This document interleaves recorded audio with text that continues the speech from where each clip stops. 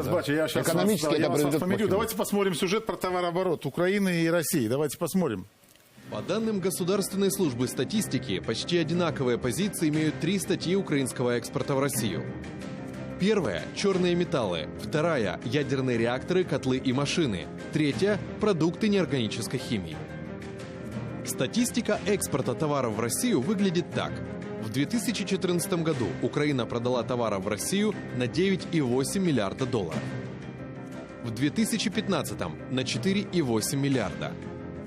В 2016 на 3,6 миллиарда. В 2017 году на 2,6 миллиарда долларов.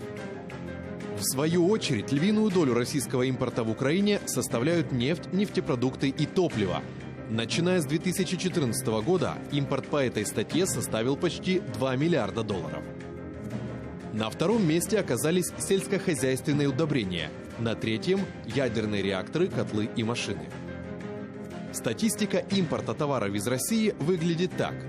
В 2014 году Украина купила в России товаров на 12,7 миллиарда долларов.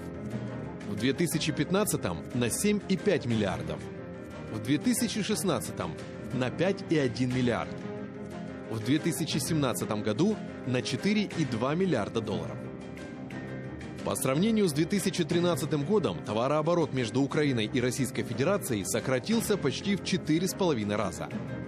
Однако, начиная с 2017 года наблюдается оживление торговых отношений. Согласно статистике, за 2017 год украинский импорт из России вырос на 40%, с 5 до более чем 7 миллиардов долларов.